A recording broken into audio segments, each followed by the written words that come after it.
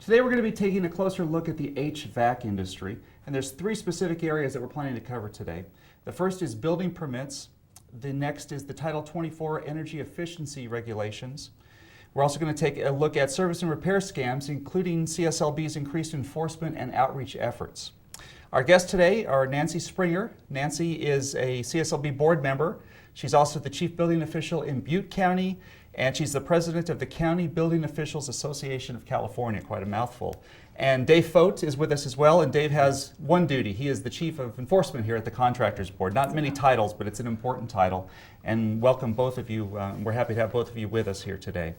And if you're watching live, we also want you to know that you can email us questions throughout the webinar. We're going to be taking as many questions as we can between now and noon, and even if we have to stay over a little bit late to answer all the questions, we'll get to as many and if not everything that you are sending in. Also, you should know that if you do have smartphones, get ready, because we're going to try to do a poll in a few minutes where you actually can text us answers, and I'll kind of go through the instructions as we get to that. But it's something that we want to try out, and hopefully that's going to work. So have your smartphones ready if you want to participate in that poll. Now, CSLB issues licenses in more than 40 different categories, so one of the questions you might be wondering is, why are we doing our first webinar on HVAC and the HVAC industry? And Dave, why don't you talk about that a little bit, about what we're seeing in the HVAC industry and why we've chosen to focus some of our attention on that industry? Sure, thanks Rick. Well, for two reasons. One, HVAC is unique in that if you're complying with the energy efficiency standards, you can actually use that as a marketing tool when you're selling a job to a customer.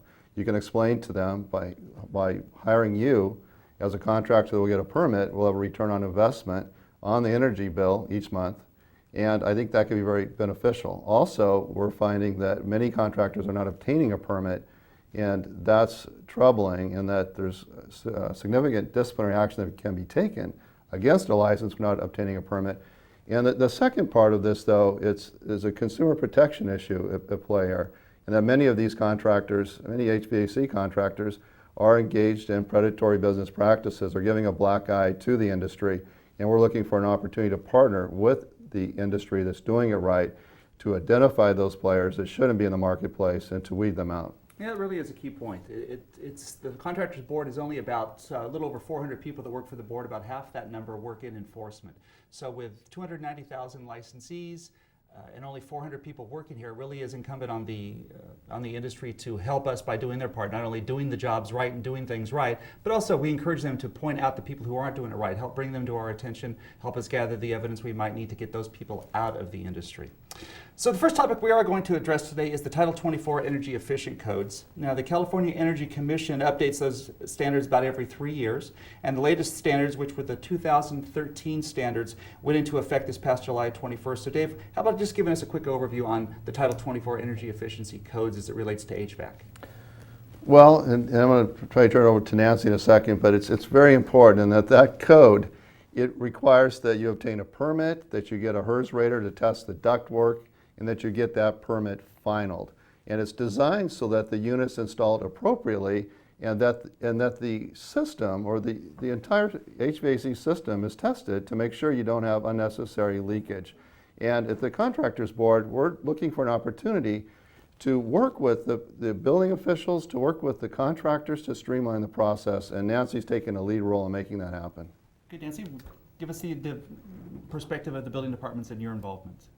So what a lot of the building departments are doing right now is we're actually, as the contractors are, we're trying to come up to speed on the new codes, which I think you had said July 21st. It was July 1st of this year. July 1st of this year, yes. And so don't want to confuse anybody. And so some of us taken a gentle approach. Some of us have taken the approach of that we're trying to consolidate to help the contractors to make a little bit more streamlined process. I know some jurisdictions have kind of revised the forms so that they can understand them better and make it to where they just can quickly input it. But we're available for the contractor. They can come in, they can meet us. We can help them out with that process. We can refer them to the Energy ACE Code website where there's a lot of special sheets that they can use. And some of us are going to online permitting for them so they can use different ways to, different tools to get their permits. They can come in, they can do that.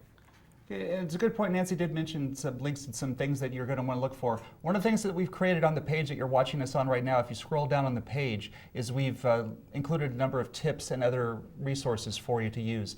And we're talking about Title 24 and building permits. You'll see the different items broken down there. We'd encourage you to utilize some of those links. And again, you can email us your questions during the webinar. We have received a number of them already, and we're going to be addressing those in just a few minutes. What we're going to do now, though, is we're going to try and see if technology will assist us with our first poll.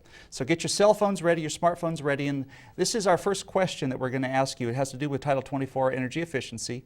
The question is, what's your biggest problem complying with the Title 24 energy efficiency requirements? And here's what you do. To text us, this is the phone number that you want to text it to. It's area code 650-600-9016. So text it as if it's somebody you're texting for the first time. There's the number you want to use. Now, if the reason, what's your biggest problem, if it's the cost and the inconvenience of a building permit, you want to enter the number 61619. If the reason is that it's a competitive disadvantage due to the increased cost, text us 61620. If it's the complexity of the Title 24 energy efficiency codes, enter 61621. Or if it's because homeowners don't want the inspectors in their home. We're hearing that from some of the building departments, so we want to see if that's something that you're experiencing as well. Enter 61622. Remember that the text and data fees do apply, and we'll get to those results in just a few minutes.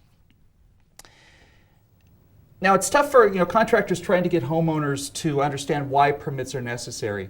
Dave, you talked a little bit about it, and it's really important that contractors actually can use this to their competitive advantage. Can you give us some ideas and any advice that you can for the contractors on how to sell this to the customer? Absolutely, and one thing we would encourage contractors to do is to be part of what we call our ambassador program.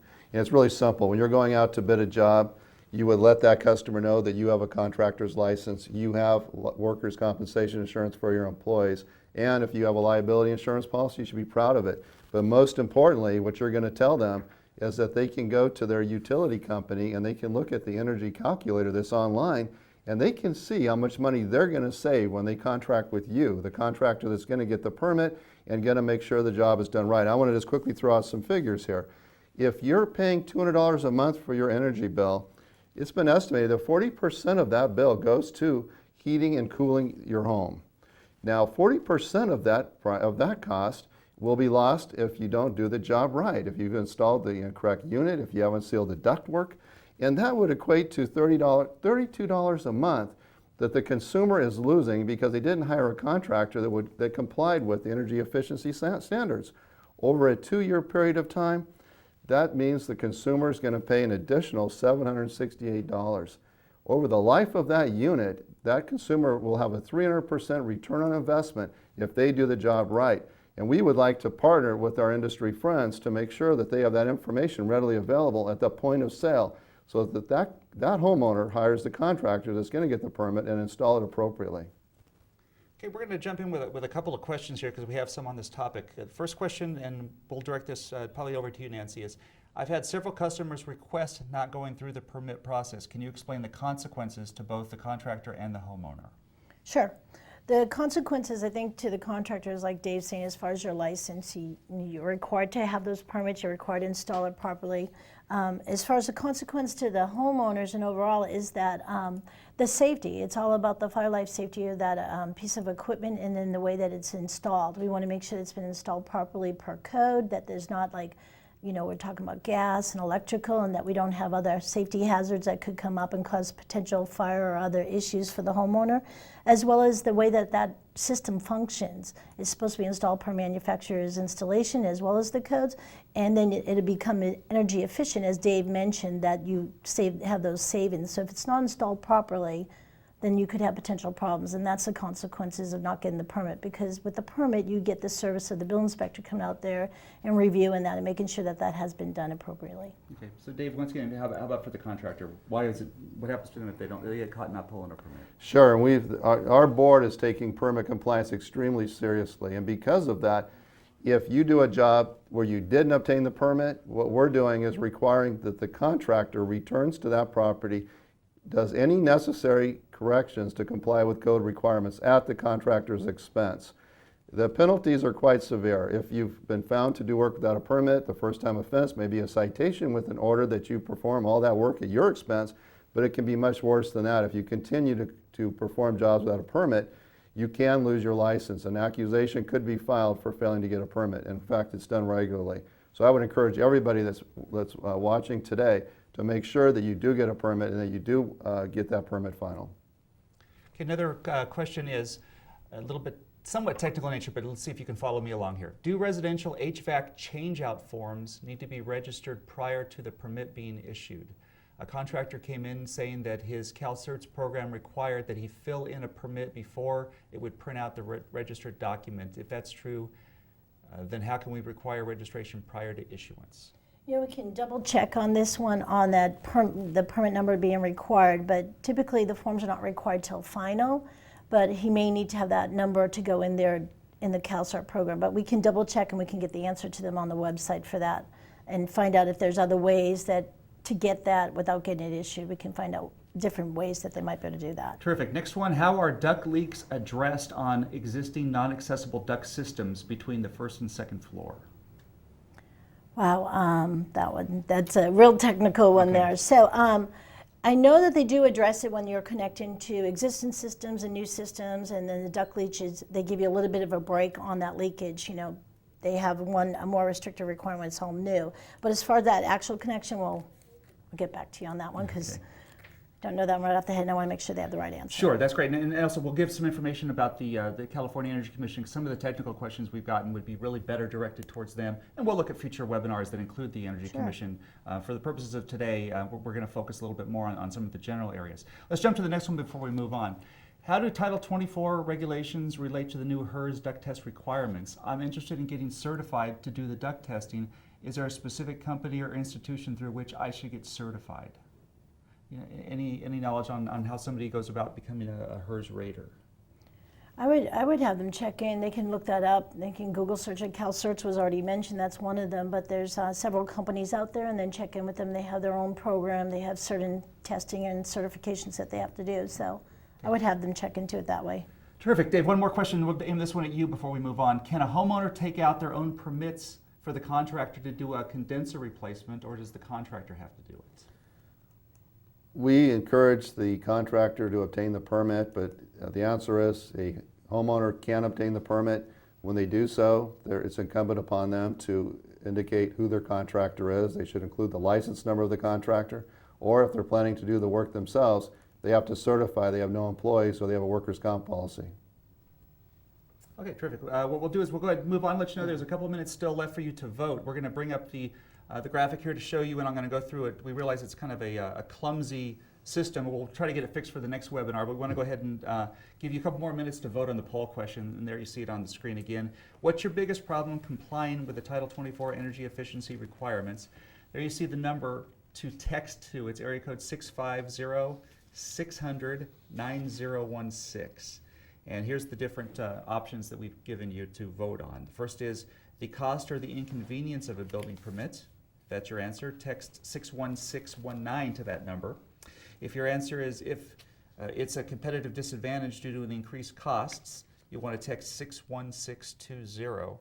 If it's the complexity of the Title 24 energy efficiency codes, you want to text us 61621.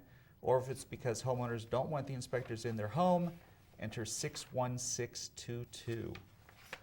And remember, your text and data fees do apply, and we'll have the results coming up in a few minutes. Okay, I'm going to jump in and see if I've got any more emails. And once again, you can email us at the link to us. It's social@cslb.ca.gov. A direct link is right under the video that you're watching.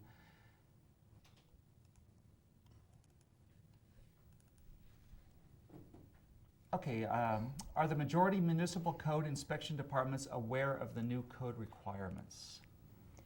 I would say all of them are aware of the new code requirements because we do code adoption every 3 years, and everybody does an ordinance to do their adoption for local adoption. So we're aware of the new codes. There's been some glitches with the software programs. There's been some glitches with it coming out. We had previous training, and now the Energy Commission has several free trainings out there as well as other trainings, trying to bring everybody up to speed. But if you were to ask, are they aware of it, they're definitely aware of it. As how they're approaching it, then each one would have to speak to their own. I know we got one of the questions in the days leading up to our webinar from one of the rural counties in the state saying that they actually don't have any HERS testers in their county. And so it's very difficult for them to enforce that. Any thoughts about what might be an option for them? Well, the counties themselves, as building departments, we don't typically have HERS raters. The owners typically will hire a HERS rater to do that work for them. But I think that sometimes what the issue is as far as what that enforcement is going to be, is what they're requiring, depends on the staffing that they have and how they're going to handle that. Hopefully that answers it for them. Yeah. Is there a way to track permitting early on, say through distributors or serial numbers, in an effort to head off companies not obtaining permits? Dave, you want to jump in on that one first? Well, one thing that we've been looking at is identifying suppliers, material suppliers, and we can subpoena their records and find out who's obtaining the materials. It's proven effective in partnering with taxing agencies. They are looking at tracking of serial numbers. It may require legislation. If it was to be required, it could be very useful in identifying who's obtaining the equipment. And then you could use that information to track the permits and whether permits are being obtained. But as it stands today, we're just looking at the material suppliers on a limited basis and trying to obtain their records to determine if they have employees, are they insuring those employees, are they withholding payroll taxes, and are they getting permits for the work? Yes. And another way to track the permits too is a lot of jurisdictions with the web and all is they'll post the permits that have been issued, so anybody can go in there and always look at what kind of permits have been issued. So if they want to see heating and air, that's typically listed, as well as some of them will even have them, if they're not on the web, they'll have like a notepad or something in the front where they have a copy of their issued permits. So somebody can track the permits that way as well. Yeah, and also there's the construction monitor database that can be very useful in obtaining permit information. Hey, let's talk about another consequence to a homeowner if a building permit is not pulled. Let's say down the road they're trying to sell their house. What kind of difficulties can they have? And is that something as a contractor that you can make sure that your customer understands when they're coming and saying, no, don't pull a permit? Well, I'll speak from my experience. Some building officials will grant a variance and try to work with the property owner when they've had unpermitted work done, but others, they can take a very hardline approach and require that property be brought into code compliance, and that can be quite expensive for the homeowner. We also receive complaints from homeowners that have had unpermitted work, and now that they have this additional cost, they're looking to sue the contractor. So it can be a problem. And I can add to that, Sure. Dave and Rick. It does become a really financial problem for that homeowner later on, because sometimes they think they received a permit and they're not aware that they didn't. Other times it's where the contractor did not get the permit, or they did not get the permit, and then they go to sell it, and when they're going to sell it, like you said, they have to bring it up to compliance because all that information's in there.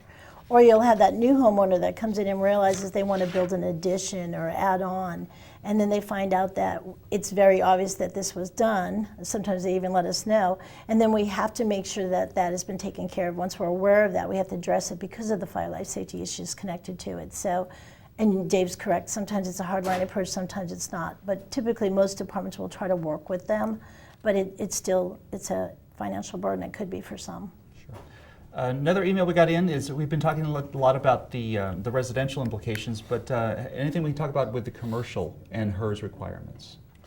Well, it's interesting that we're finding that the majority of the commercial installations are being done with the permit appropriately.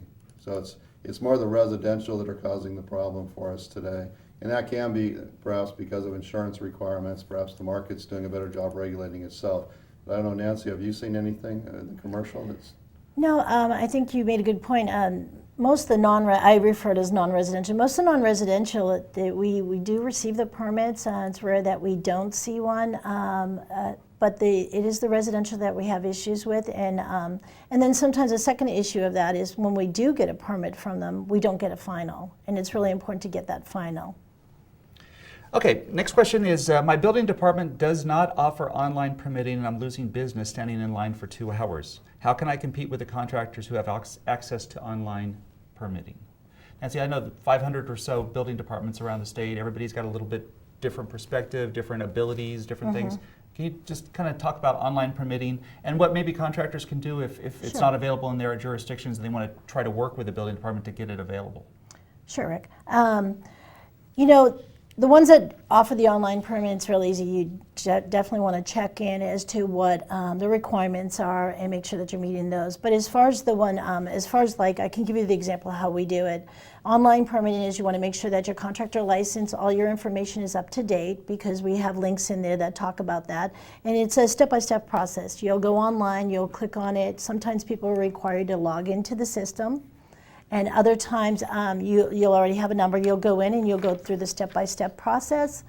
And then you'll answer the questions, fill in the information, and then it'll tell you, read what it says. Sometimes it says you might need to print out a form. Sometimes it says that, may have the forms available for the building inspector when they're out there. So the online permitting process is pretty simple. It's just a matter of your web, go in the web, click on it. A lot of departments, a lot of building departments will also have how-tos right there on the website for you. So if you get confused about it, then you can just kind of go through the how-to steps.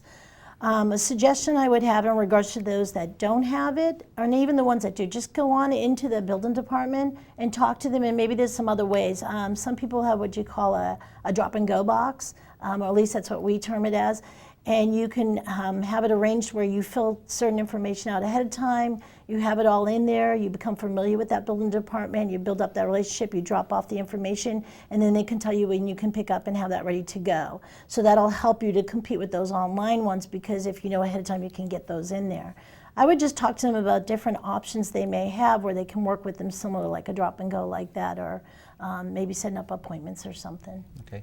Dave, anything you can add from your perspective on online permitting and what you're seeing in your dealings with building departments? I just really applaud the building officials that are putting online permit, making online permitting an option. I think there's an opportunity to support the building officials that do that. It may require that we have a presence at a Board of Supervisors meeting or a City Council meeting to explain to the elected officials how important this is. I think we also should look at the model that Nevada's put in place for kiosks and the Home Depot stores, where you get a permit at the point of sale at Home Depot. There's a lot of different things that we can look at. Good point, Dave. Okay, great. What we're going to do is now we do have the results from our first poll question. Sorry, you're not going to be able to see these on the screen, but I will read them to you. Again, the question was, what is the biggest problem with complying with the Title 24 energy efficiency requirements? The top vote getter was 50% was for the complexity of the code. And there you can see the different choices on the screen. But 50% for the third one down, the complexity of code. The next one at 28% was the cost and the inconvenience of the building permit. At 20% was the second choice there, competitive disadvantage due to the increased costs. And 9% of you who voted said that it's because homeowners don't want inspectors in their home. That's interesting. So thank you for the questions. We will get to a second poll question in just a few minutes. And now that since we are talking about building relationships with your building departments, working with your building departments, Nancy, can you just maybe run through a quick checklist of things and suggestions that you would give to a contractor on how they can build that relationship and make things work smoothly with the building department, so it really isn't one of those, a trial that, okay, I got to go pull a permit. Sure, no problem. I would say the best thing that an individual could do is a contractor could do is come on in and meet their building department, get to know the building officials, get to know the permit assistants, the inspectors. So visit the building department, come on in there and get to know the individuals. Also check out their web, find out what tools they have available, what resources they have for themselves. Now, are there better times I know contractors have busier times than week times, maybe not as busy. How does the building departments work? Are there better times to go in and maybe they'd have a few more minutes, or what's your sense? Or the mornings, afternoons, I can late speak in the week? to ours. I can speak to ours in regards to that. I can't speak to everyone's. We are a county, so I'm sure there's a difference between city and county. However, as far as our building department, we find that the first hour in the morning is kind of a busy time. So the 8 to 9 hour, we start at 8 o'clock and we're open till, we're going to be open October 1st to 4 o'clock. But it's usually the first and the last hours tend to be busy, and of course sort of sometimes the lunch hour. So I would say coming in 9 to about 11 is a good time, or even the 1 to 3 works a little bit better. The key thing would be to be prepared.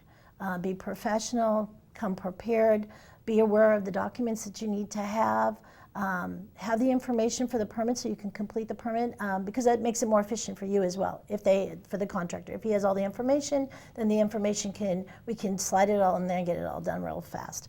And then join our mailing list. Some of us have listservs, we call them, but it's like an email list. You can join that and go ahead and you'll get announcements through an email. Check out, a lot of them have Facebooks, they tweet now, different things that you have available. There's all these media sources that you can use. And some of them even have stakeholder meetings. We have stakeholder meetings.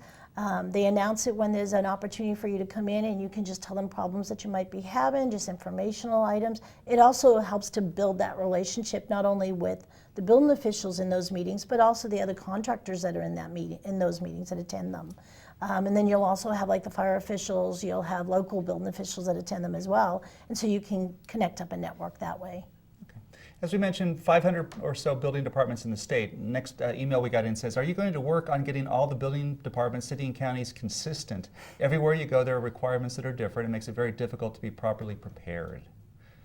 Is that just, I mean, just with so many to get coordinated and they have specific things that are maybe special to their area? I mean, is there any chance on what can be done to try to get things more consistent? I think that, I don't know that we'll all be consistent. I think that that would be very difficult. I think what, for the most part, we try to all be consistent on what the code states. I think what sometimes the inconsistency you may find may be specific to the municipal code that they have that is related more specific to their jurisdiction, their city or town or county. But in regards to how we working on that, building officials, yes, we are. We meet as groups, as county, as you mentioned, county building officials. We meet, the California building officials, CalBO group meets, as well as we have like a local building official group where we try to meet. In Butte County, we have the local cities that are in our area and the local town, and we meet the different building officials, and we get together and how can we maybe create forms so an individual coming in knows what everybody's requiring in that area. And I know other jurisdictions, they kind of group up together as well, so they can come in and find out if those groups exist and how they can have input to them. Okay. We're going to go ahead and move on to our second poll question now. I'll give you a chance to get your smartphones out again. And it has to do with what's really is a big part of the HVAC industry. It's service and repair. And the question is a simple yes or no. Here it is. Should the home improvement salesperson limit of $750 be raised? And we'll be talking about this $750 in just a moment here. But that's the question leading into it. Should the limit be raised? The same phone number to text to, it's 650-600-9016. Now, if your answer is no, text 59641. 59641. If your answer is yes, text 59642.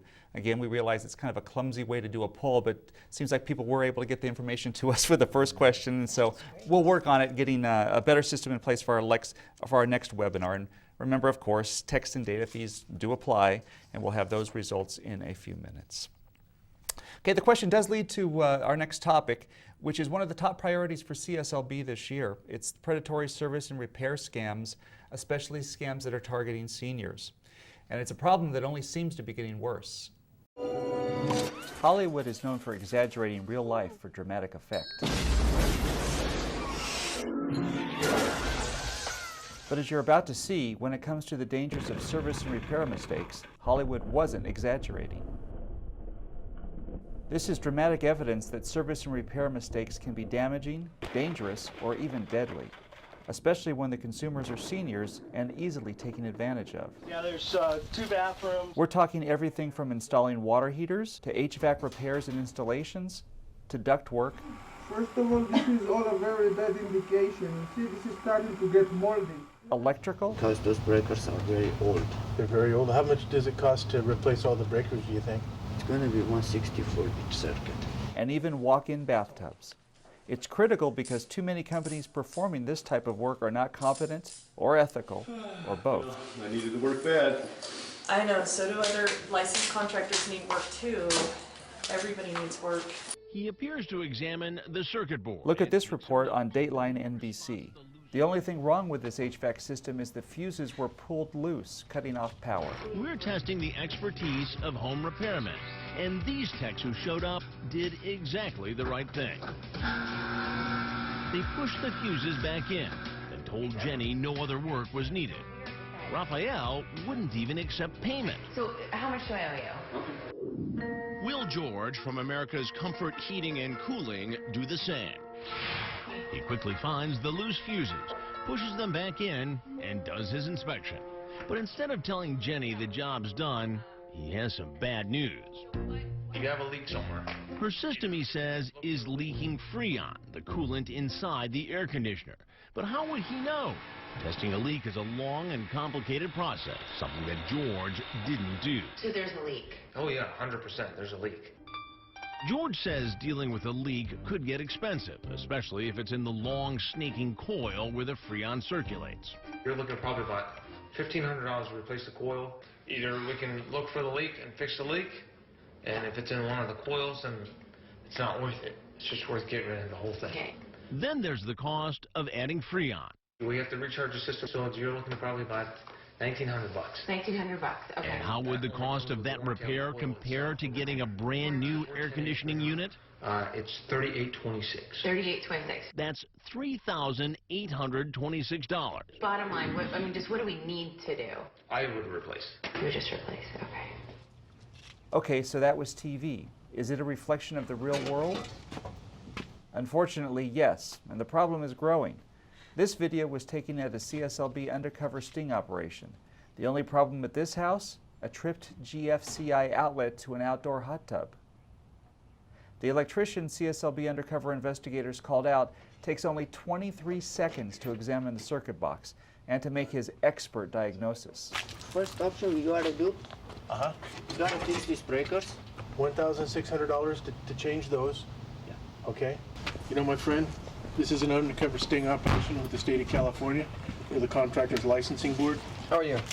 Good. Go this way. Put your hand behind your back. In recent years, CSLB has conducted a number of different undercover operations to identify problems in the service and repair industry. Put your hands behind your back, Clint. No, don't do this to me, please. Quick.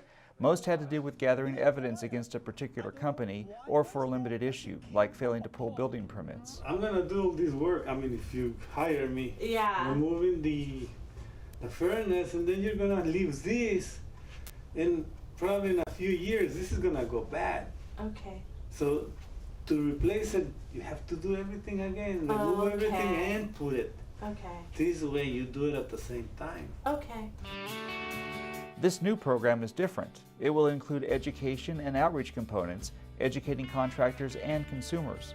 It will also include enforcement operations like this, and publicizing those caught breaking the law, ripping off unsuspecting consumers or putting them at risk.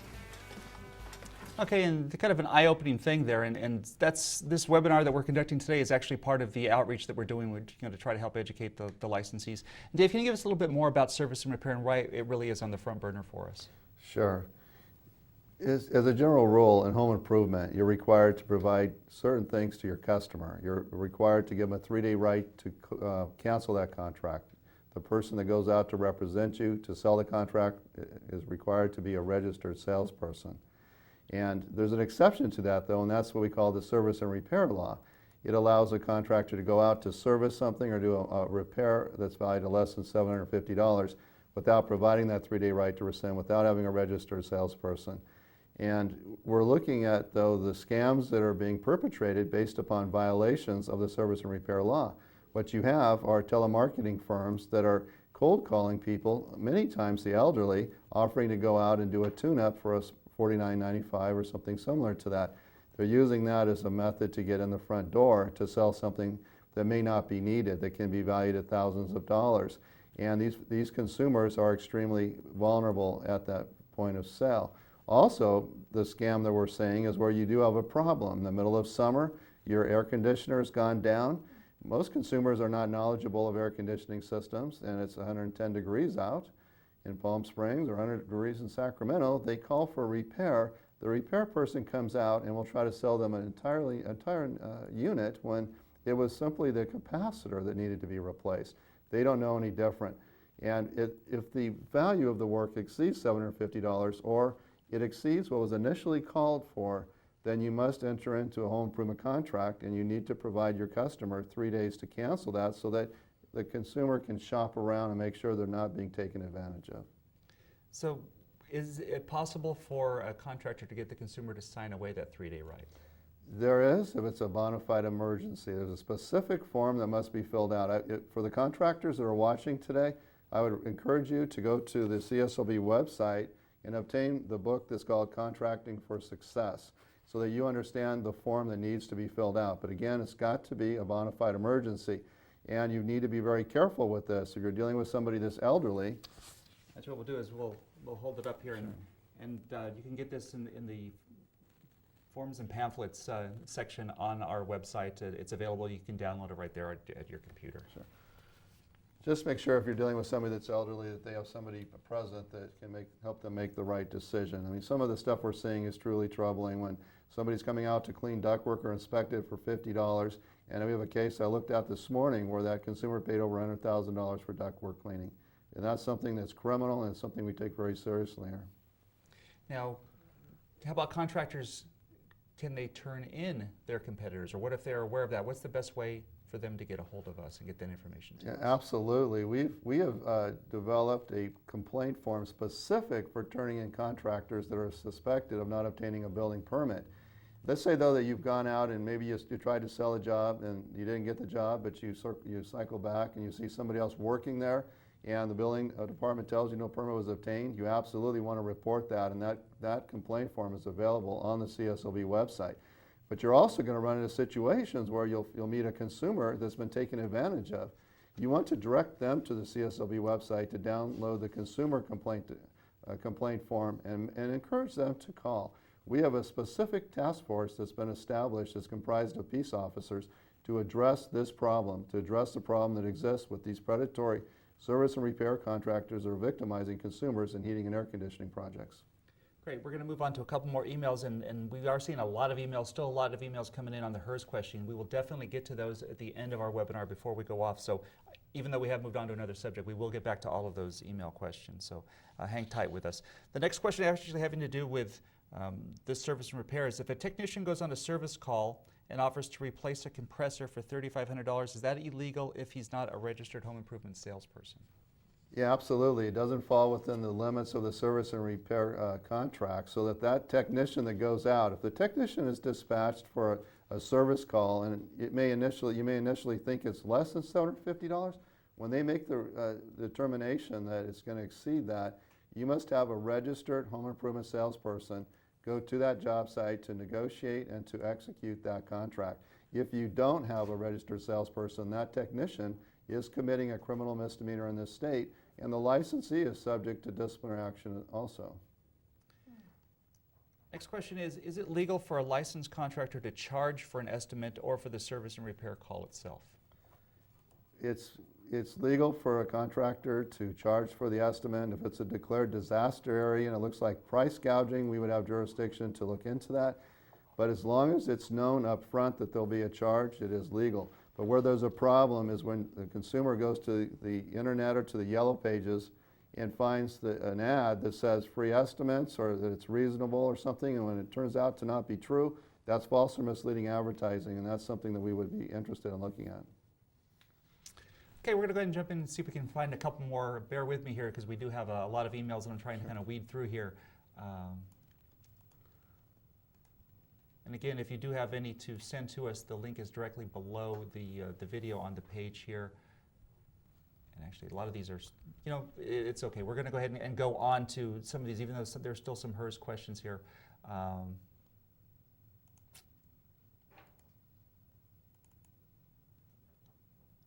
As a contractor working mainly as a sub on commercial projects, I find the current Title 24 codes poorly enforced.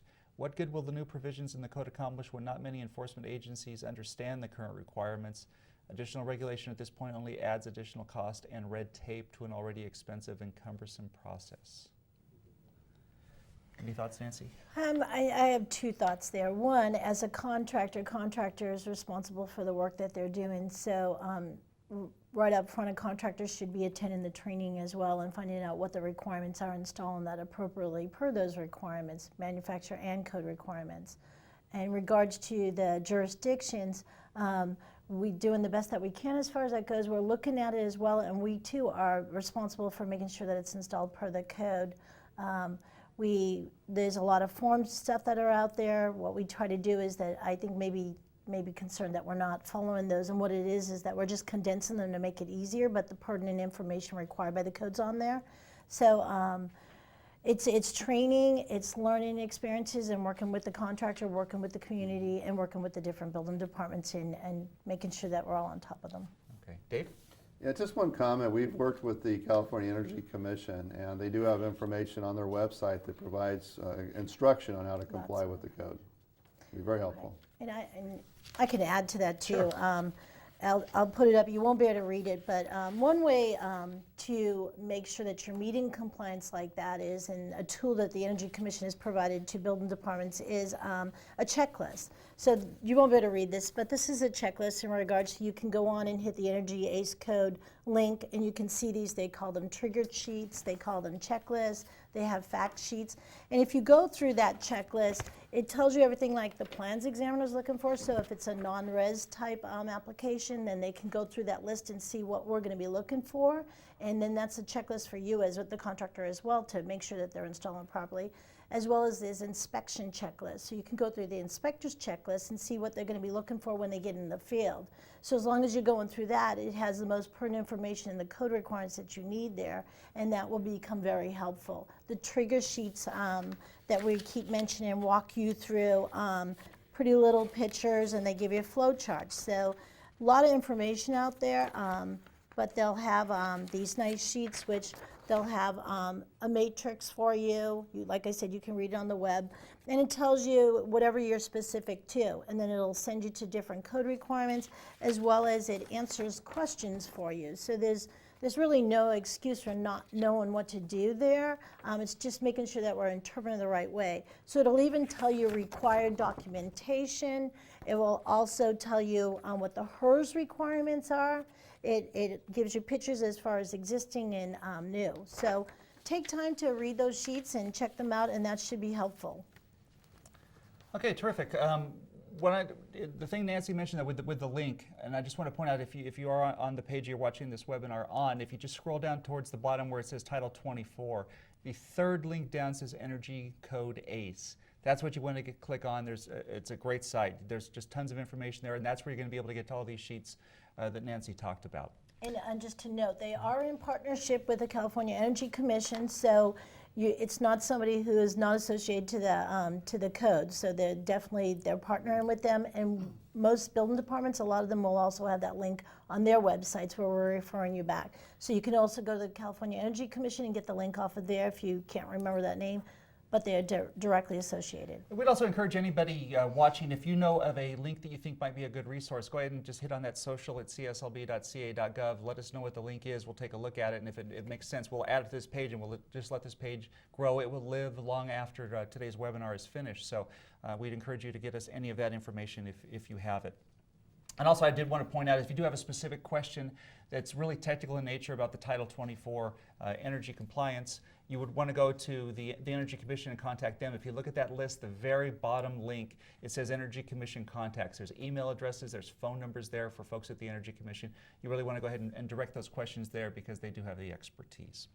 Okay, right now we're going to give you the results of our second question, and actually, thank you everyone who voted. You maxed out the system, and that's appreciated, because we realized that wasn't easy to share the information with us, so thank you for that. And the question again was, should the home improvement salesperson limit of $750 be raised?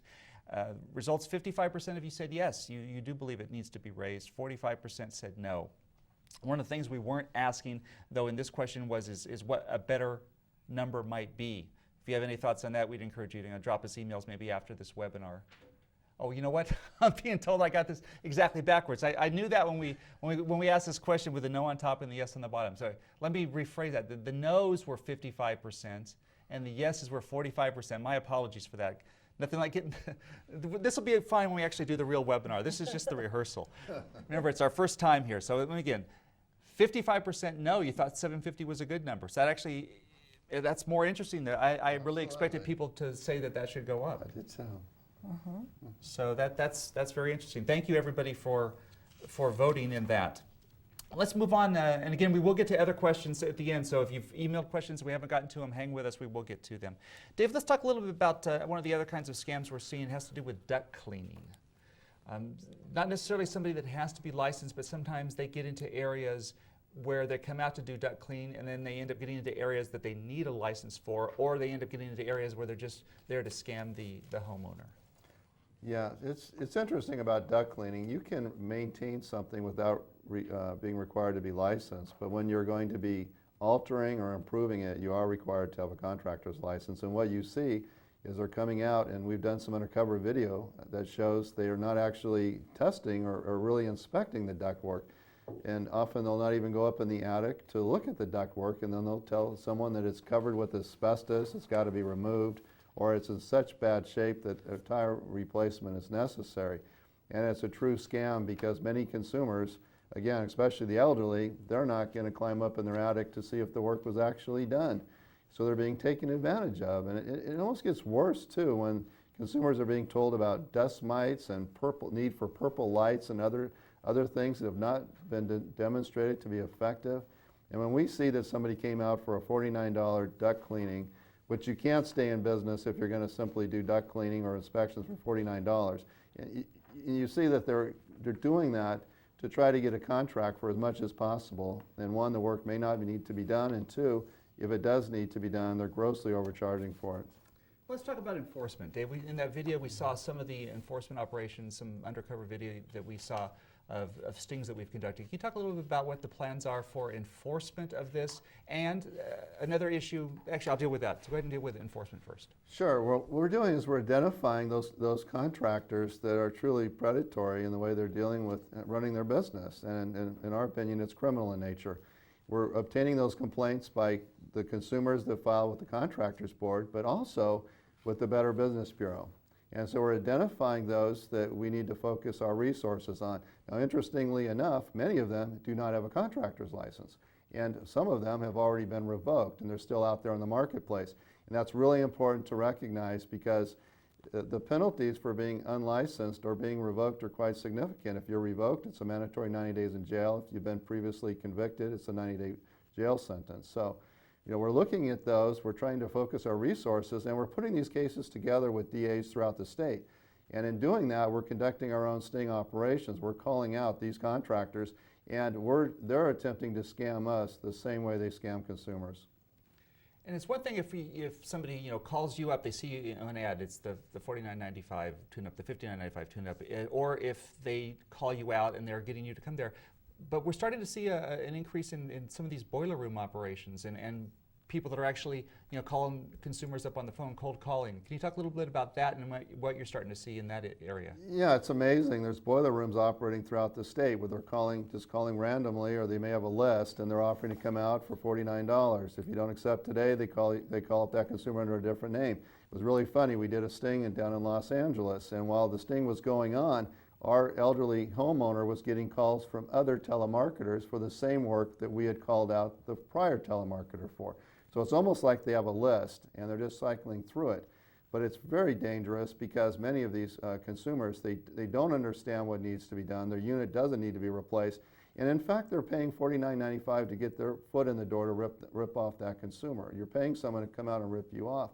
And we've talked to our industry partners within this industry, and they're telling us that if you truly were going to be doing tune-ups or inspections for $49, you could not stay in business. As I mentioned earlier, Nancy Springer is one of not only a building official for Butte County, but she is one of our Contractors Board members. So she helps direct policy that all of us who are staff at the Contractors Board then deal with. Nancy, it was important for the board this year, and they actually made it a priority for us to focus on that. Can you give us a little bit of the board perspective on why you think it's important that we take a closer look at service and repair scams? I think that kind of what Dave had said too as in regards to it, but the importance is just making sure that the consumer receives that protection, that things are done appropriately, and that if a person is licensed, that they're following through with that license. People that get the license and do it right, they put a lot of time, effort, and energy into that, and it's their reputation. And I think that that's important because the more that we get on the ones that are not doing it, it's a disrespect to that industry. But it's also that it's important that the liability with the workman's comp, everything that ties into not doing that appropriately with these service repairs and trying to scam the elderly that way and scamming just anybody in general It's really important that we're following through, that people are doing the right things, and that we're protecting that consumer. Yeah, it's one of the important takeaways that we want you to, especially the contractors who are watching today, is that it's important that you do it right. And actually, I'm going to read something. It was a court judgment, and I'll read it, just briefly read it to you, and then tell you what I think is the most interesting part. And it talks about, this had to do with a case where the Contractors Board actually revoked a license, and this was a judgment that was written by the court. And it talked about, why it's important that the Contractors Board be here and be in place to take care of this. It says the law is intended primarily to keep the contracting business clean and wholesome, to the end that it may merit the respect and confidence of the public in general, and in particular those who have the recourse to contractors in the construction or the improvement of their properties. So it's the board's role is to determine the fitness of a licensed contractor to continue in that capacity. It's not intended for the punishment of the individual contractor, but for the protection of the contracting business as well as the public by removing, in proper cases, either permanently or temporarily from the conduct of a contractor's business, a licensee whose method of doing business indicates a lack of integrity upon his part or a tendency to impose upon those who deal with him. And I think the interesting thing is this was a court case that was in 1945, so this was almost 70 years ago. That's interesting. The issues that we see today might be different, but it's really important, and it was kind of the point we've made all through this, that it's important for the good, legitimate contractors to do things right and to help us go after the people who aren't doing things right. Not only does it protect consumers, which is our primary mission, but it is going to help protect the integrity of the construction industry, and I think that's an important takeaway. Dave, what other takeaways can you offer us? Again, especially, we want to repeat what contractors can do and what kind of information do we need from a contractor if they want to tip us off about somebody who's not doing it right? Well, I'd just like to repeat that we want to work with building departments and we want to work with the licensed HVAC contractors and try to help them with their businesses. We want to emphasize that if you do the job right, there's a return on investment for the consumer. We've identified one of our staff that's available to help any contractor that's interested in participating in our ambassador program put their bid packet together, and that is Scott Weber. And I think we're going to show a link at some point. We've got a link. If you look down below the page, and the first thing you see is the enforcement tips and complaints, and then there's a link down there that says CSLB Ambassador Program, request additional information. You click on that, it's going to fire off an email to Scott Weber. And we know how difficult it can be to compete against contractors that are out there cheating. And we'd encourage you to report them, to let us know, to develop a relationship with the task force that's been comprised, that we've developed. So you have a phone number that you can call. If you want to work with us, we want to work with you. Okay, Nancy, what kind of takeaways do you want folks watching today to take away from this? I would say, I'd speak out to the building officials as well as the contractors, but continue working, to building officials, I would say, continue working on educating the local contractors and continue educating our staff as well as ourselves. If you don't have some of these new resources as far as online permitting, or if you don't have some tools for them in that sense, or stakeholder meetings, maybe consider those options or ways that you can help them out to achieve that. Talk with them, meet with them. Also, the professional relationships, I think it's really key. It's both ways. It's both sides of the counter. It's us having our professional relationship with that contractor when they come in, the homeowner when they come in, and also relationship with CSLB, with Contractor State License Board, as well as that, the contractor. Please have a professional relationship with us as well. Communication is key in regards to speaking to each other and getting along, and you really end up start building that relationship. It's really important. You can pick up a phone and you can get things answered, and you can find out when something new is happening. So go ahead. I would say, build the relationship, remain professional, establish one with your CSLB people if you don't have one already. You can always contact me and I can put you in contact with somebody who may be in your area. And just let us know if there's more information that CSLB can provide to you or what we could do in future. Like we said, this was our first kickoff, so feedback is really important, and it doesn't necessarily have to be with the HVAC systems. This was a key one we were trying to address, but we're open to any other information that you have. Let us know and some of the problems you may be having so we can give assistance to you. Great, it's actually a good thing, and we do want to, as we're coming up on the top of the hour, I will remind you we're going to stay here and continue to answer the questions, but we would encourage you to use all those links below, and one of the things we'd like to do and have you do in addition to questions and to use that social@cslb.ca.gov is we encourage you to give us some ideas on what you'd like us to see do in future webinars. The table's wide open, and we're willing to do that and anxious to have more interaction with our licensees and other stakeholders. So one of the things we'd like to know is not only the topics, but what are the best days and times for us to conduct these? We talked a little earlier about what's the best day and time to go in and talk to building departments. We know our call center has busier times and less busier times. We'd like to find out from you what would be the best times to work into your business schedule to conduct these webinars, that we are more than willing to do that. So we'd encourage you to get us that information. I would also be remiss if I didn't note that not only do we have lots of operations going on, but our thoughts are with everybody obviously still in the Napa area where the earthquake is. A lot of the contractors still hard at work there. A lot of people still really affected. We also are up in Siskiyou County today. We have staff up there involved after the big wildfire there. We've got staff down in the Oakhurst area for the fires down near Yosemite. We have staff that will be prepared as things get knocked down hopefully soon in El Dorado County. So there's a lot of things happening around the state. We appreciate the fact that you were able to take some time and spend it with us to talk about some really important issues. But we, like I said, would be remiss if we didn't at least note that there's a lot more pressing things happening in parts of the state, and our thoughts are certainly with not only the people living there, but certainly our contractors in that area as well.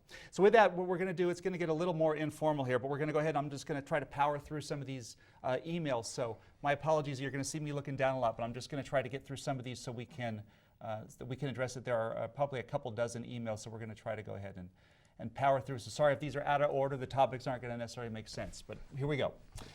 If our company is owner-operated with no employees at all, how do we handle the need for having a registered salesperson to give a bid after we've called out for repair and then realize that the unit in fact needs to be replaced? Well, if the person going out is listed on the personnel of record on your license, they do not need to be registered. But if you have somebody that's representing you that's not listed on your license, an example being a corporation, if they're not an officer, then the law looks at that salesperson as being your employee, and you would need to provide workers' compensation insurance for them. Okay. We kind of touched on this a little bit earlier, but just in case we didn't get the exact answer, what's the penalty for a licensed contractor not giving the consumer a three-day right to cancel? Well, there's a couple of, administratively, you can be fined up to $5,000, but perhaps more importantly, you could be sued, and one of the concerns that you're going to have if you didn't provide it is if you didn't retain the equipment. If you didn't provide them the 3-day right to rescind, you're required to put the job back as it once was. And that can be very difficult if you've taken that equipment and you've disposed of it. So you really want to make sure that you pay attention to that you give them the 3-day right to rescind, a 3-day cooling off period, unless it's a bona fide emergency, and if it is, then as Rick pointed out, make sure that you have your customer fill out the appropriate form. I mean, can you have any more guidance on bona fide emergency? If I got my air conditioner, it goes out and it's 110 outside, in my mind, that's a bona fide emergency, but the law and things really don't see it that way. It's more of an inconvenience. Yeah, it's going to depend on, it's fact-driven. If it's the middle of winter and at night it's 30 degrees, it may be considered to be an emergency, especially if you're elderly. Now the question would be, would you have someplace else that you could stay? And so we're going to need to look at it, and you're putting yourself at risk though when you don't provide that, because it's going to come down a lot to the frame of mind of the customer and why they filled that form out. Did they feel pressured? Maybe they believed they could have gone checked into a hotel or moved in with a family member. And so I just think you should be very careful with it. If it does make sense, if it's someone who has no place to go and it could be all safety issue, then yeah, you need to get the thing fixed. That's a good bottom line. But can I add one more thing to that? You bet. Because when it is a bona fide emergency, and let's say it is in the middle of winter, it's December, that doesn't mean it's an emergency to replace the air conditioning unit. It's an emergency to replace the heater, but not necessarily the air conditioning. Okay. I'll go with that. Okay. All right, next question is, we have a technician that condemns a compressor and the repair is over $750. Does that require a licensed salesperson to quote a repair and to not allow our service techs to quote it? They are the ones that are really qualified to do this. I think we kind of, that is what it says. They could absolutely quote it, but at that point, then if it exceeds $750, you've got to provide a home improvement contract, and you're going to have a registered salesperson come out to negotiate and to sign that contract. Is there any downside to having all of your service techs become a registered salesperson? No, it's a nominal fee. I believe it's $75 Is that right, Rick? I can look it up, I believe it's but I believe it is. $75. The thing is, they're going to have to get fingerprint, and that's why we require the registration. Because you've got individuals out there that have been revoked or they have significant criminal convictions, and they shouldn't be out contracting on your behalf for jobs exceeding whatever the price is, in this case $750. Okay, let's move on to the next question. Okay, this is long, so bear with me here. The last estimate of what percentage of HVACs do not pull the permits is 92% from iHockey. Cities tell us they don't have the money or personnel to go out and enforce permit compliance. If compliance were to go to 90+%, the additional funds generated would cover the cost of enforcement. With only 8% compliance, the new Title 24 codes will have little effect overall. Why not aggressively send people into the field to catch those operating illegally? Nancy, is that simple? It's not that simple as far as getting staffing. Right. I mean, because I can speak a little bit to the staffing part of that. If they're referring to that the money from the permit's going to cover the staffing, that's not correct, because there's a lot of other items that come into staffing up. Like in our jurisdiction, we do extra help people. We get qualified people to come on, but it's extra help. We're not paying benefits. You know, they're not permanent position. It's a limited hours. So staffing's not as simple as just permit cost covering it. And for the benefit of the community, most building board of supervisors and most city council members will defer the cost down. So sometimes the permit cost is not 100% for what it costs to actually do those inspections and the travel time and everything. So it's not that simple for that portion of it. Dave, we hear the same kind of thing too when it comes to enforcement and CSLB staff. What do you say to the contractors and say, go ahead and raise my fees, or why don't you do more money and just bring in more staff? When you talk about state government, you talk about civil service. We got time. We're afternoon now, so talk about why it's just basically why is it not just as easy as saying just hire more staff? There's just a real reluctance to expand state government in order to get additional positions. It's not always based upon the funds that are available. It's based upon the need and the support for it. And that's another reason why we've got to work so closely with the industry we regulate, so that they're with us when we try to obtain additional positions. You can do it, but it's got to be very specific as to what they're going to go out and accomplish, and then you've got to report on it. So just to give you an example, we've expanded our proactive team by obtaining an office in Fresno. We've got 7 new positions for that, and it's because the industry supported us doing that. And we're looking to do something further in the future. And really, with this industry, in fact, we talked about that this morning, what could we do to expand our investigators who would be focusing on working with DAs on the contractors that are engaged in criminal acts? And what role for the contractors watching? We have our industry experts that are involved in a lot of our investigations. What if people watching would say, you know, I want to get involved, I want to do what I can help. I realize I'm not going to get rich doing this, but you know, talk about if somebody's interested in becoming one of our industry experts. Absolutely, and we're looking for industry experts. Those are licensed professionals that want to do something on a part-time basis to assist us in regulating their trade. And we do pay for that. We pay for the inspection, we pay for the report, we pay for the subsequent testimony. So it could be a great part-time job. We'd encourage anyone that wants to help us to sign up for it. And especially, I would think, in more of the rural areas, or maybe not the huge metropolitan areas. Yeah, absolutely. It's a way to join the fight. It's a way for us to dispatch you to go out and look at a job. And sometimes you'll tell us, well, I'll ask you, what's the value of the work that was performed? And it's pretty simple. You could say the value of the work is maybe $10,000. Well, that's a problem when the consumer paid $30,000. Right, so look for one of the links, even if you send it to the social at cslb.ca.gov, we'll get it in the hands of the right people if you are interested. This is something, Dave, it's actually more for our testing folks, but I think you and I can probably tag team if we have to answer this. When I took my C20 test in 2011, there were no questions about Title 24. Will the test questions be updated to include Title 24 topics? The test questions are updated every few years, and they're updated by industry representatives. They call them subject matter experts. Those are licensees within that trade. They get together in this building and they talk about the changes in law to update the questions. Okay, and I would say, you know, if you're interested in subject matter experts, we're updating. We've got 45 different exams at the Contractors Board. I think they get updated on a 5 to 7 year period. And so at any given time, we are updating half dozen different exams, and it's a very interesting process, and then the contractors are very helpful. So if it's something you might be interested in, drop us a note about that as well. Okay, next email, another item that's come up in the HERS rating certifications. When performing a like-for-like change-out, we've had various inspectors come out for the final and they say we need to have HERS certifications for the work performed. Mind you, we've done nothing below the roof line for the change-out. Does this really pertain to commercial applications or non-residential, as you say? You know, Rick, I'm looking at that. I think on the trigger sheets, if you look at the trigger sheets that will walk you through that, I have the residential one in front of me. There's certain times where it may require, and then there could be times where not. You'd have to look at the different requirements in there. And I gotta tell you right now, I don't have them memorized, so I can't give you specific. But I would say refer to the trigger sheets that are on that website link, and in the matrix it will walk you through the different items. It talks about the coils, it talks about the compressors, it talks about the ducting, whether it's existing, if it's new. And so you should be able to walk through that and find out what would be required. Okay, next question.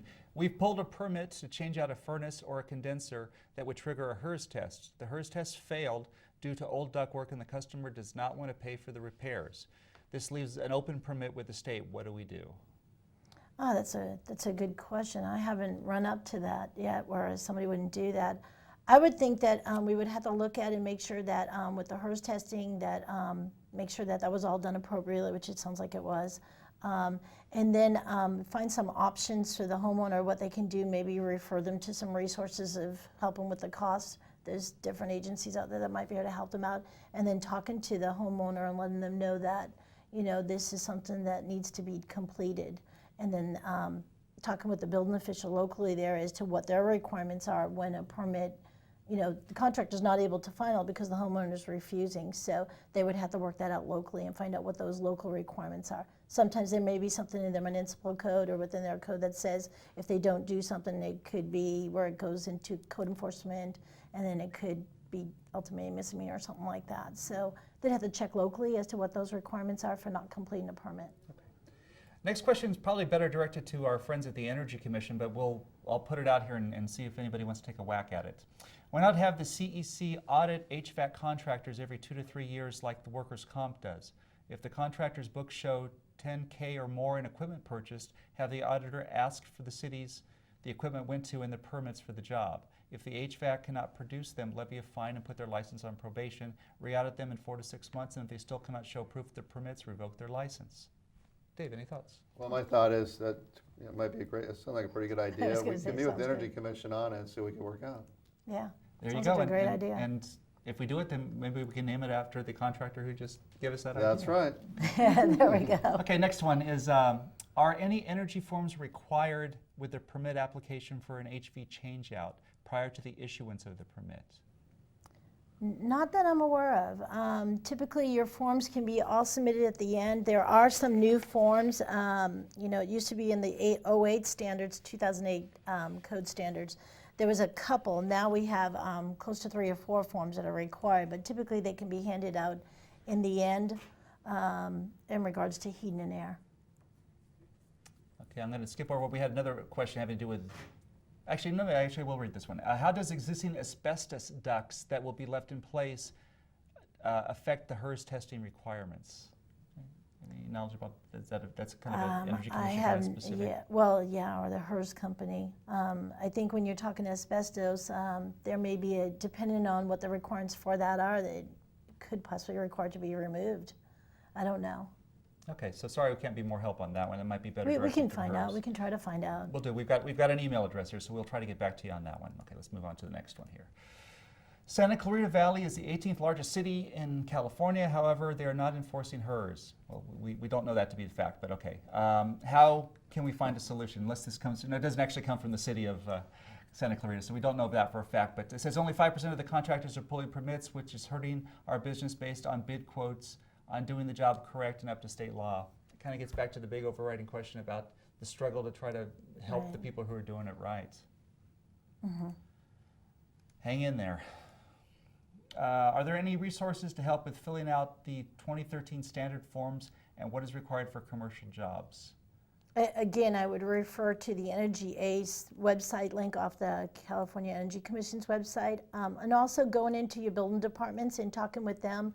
I know that that is a concern in our area as well, and we're trying to set up for, we're waiting until after the summer here, but in the winter we're going to try to have a local training session so we can walk through the steps with each contractor. Okay. So that's an option. Talk to their building departments about maybe having a training class for them. Okay. Next question is in regards to the HERS requirements. I wanted to know I wanted to know of alternate compliance options other than hiring a HERS tester to come to each individual job. For instance, there are companies, and they name a company, that will charge an upfront fee for a contractor to pay, and that will enable a legal self-certification process that can save time and money as opposed to having an outside HERS tester come into the region for each project. It's a question from a building official in a rural county. Right. My understanding is that the HERS testers have to be certified and they have to be approved through California Energy Commission. So I would direct that back to them as to what they're accepting, what would be acceptable as an alternative. Okay, Dave, we'll fire off this one to you. Can we advertise that we have general liability insurance and or an umbrella policy? Because I know we have rules in place. You can't advertise your bond, but can you advertise general liability? Absolutely. Encourage you to do so. Yeah, it's something that the board doesn't require, but we certainly do encourage consumers at every opportunity to look for a contractor who does carry it. What steps are being taken by CSLB to ensure that all jurisdictions interpret the policies in a standard, consistent manner, similar to a question we dealt with earlier? Why not enforce suppliers to require the contractor to provide a permit prior to selling the equipment? Well, we kind of dealt a little bit with this earlier. We routinely attend meetings with suppliers and encourage them to provide lists of their customers. They've just been extremely reluctant to do that. They fear that they'll lose market share. But it's something that if we could turn the corner on this industry where the majority of work was being done permanent, they may see a benefit in sharing that information with us, but as it stands today, we need to serve a subpoena for most of them. Okay. The next one, I will read it as it's written. I have absolutely no idea what this means, but I'm not in the HVAC industry. All of you out there are going to hear this and know exactly what it means, so I'll read it, and we're hoping that Nancy, that you will be one of those who understand this. The question is, what exactly triggers the requirements for 14 SEER and 12.2 or 11.7 EER? Is that something that we at this table know anything about, or is that more of an Energy Commission thing? It's a technical question. Well, it's also, it's going to depend on probably your climate zone, where you're located, and how you run your calcs as far as wherever you're installing that. I will trust you. I have no idea what I just said. It's the rating of their I don't need to know. I don't need to know. Okay, we'll move on. The next one, how does this affect replacing the existing units like for like? I think we did deal with that, so we'll move on. It's kind of okay. We got about half dozen of them left, so let's see what we got here. You stated that a home inspection tech cannot give a quote over $750 without a salesperson license. Does the same requirement exist for all other techs working under different license classifications? Yeah, any technician working that on a residential property is restricted the same way. So if the work's going to exceed $750, the salesperson that's negotiating that contract and signing that contract for you must be a registered salesperson. But again, it's just for residential, it's not for commercial, and it's not for contracts between two contractors. Okay.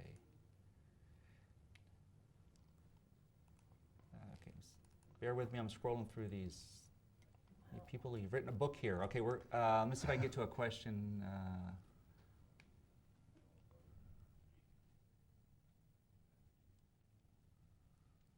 It looks like it's actually a very specific one case that we'll kind of deal with offline. Okay. Next question is, when the HVAC is replaced by an apartment complex, by an apartment complex owner or an HVAC company, no permits are pulled in 99.9% of the cases. What's being done about this? So replacing an HVAC in an apartment complex. Right. It's still not pulling a permit, so they definitely would have to have a permit. I know that we adopted the international codes, and they had a deal in there where you can do like a maintenance permit. So they may not be aware, maybe they have a maintenance permit, and that covers certain installations and certain items. They pay rate for that. They would have to check and see if the local jurisdiction, what they do about those type of maintenance type permits. So it may appear that they're doing it and they don't have the permit. They possibly could because they have like an annual type permit that works that way. Otherwise, I would report them into the local building department, let them know that they're not getting the proper permits for it or the proper inspections. Okay, what kind of a turnaround time? The next question talks about a specific city and saying that they don't actually go out and bus contractors doing installs without permits. They say they can't get out there for 2 or 3 days, but most installs only take 1 to 2 days. Is there anything that can be done to correct this? You know, I think that's an ongoing problem that we're all trying to handle. Sometimes these people who do it illegal are really tricky.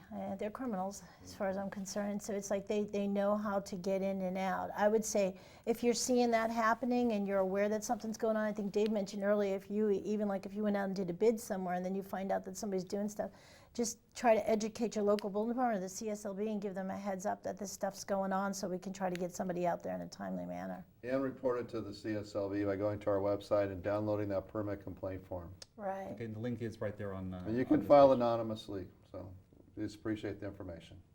Great. Another thought. Actually, I think this was from the same gentleman that gave us the great idea for the audits. Right. He's now is suggesting that we create a bounty position for somebody to cruise the city and pay a bounty for every non-permitted job and contract that they bust. The fee paid could be the no permit fine charged to the contractor and not really a cost to the city while raising revenue for the city.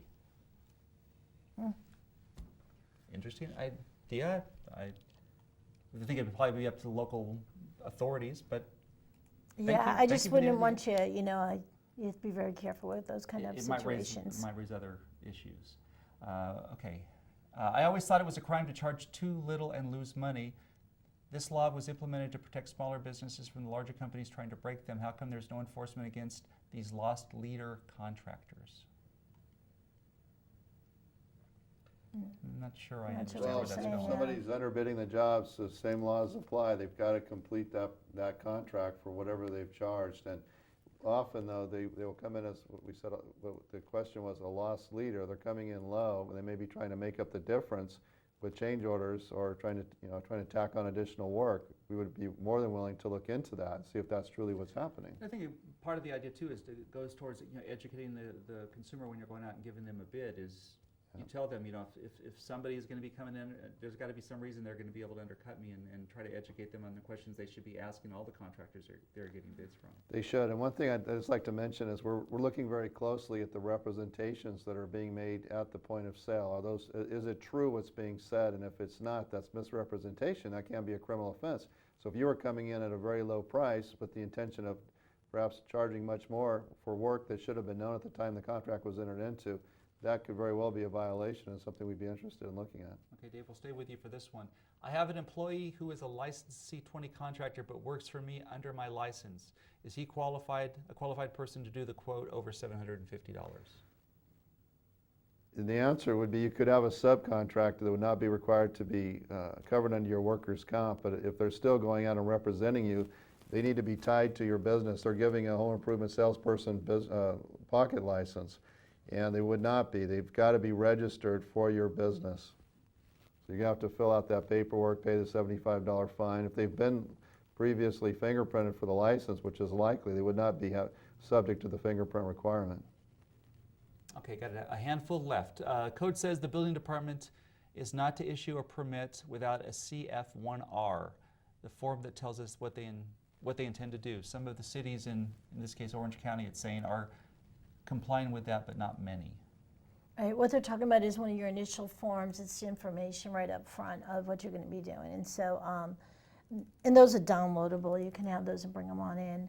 I think that some jurisdictions will allow you to submit that at the end. I mean, and that's what I was saying, is that a lot of times you can have it at final, but if they want it up front, then that's good to know, and then you should submit that up front. I think the key here to keep in mind is you should always just check with that local authority having jurisdiction. Just check in what their requirements are and what they're going to need up front as far as at the permit issuance and then at permit final.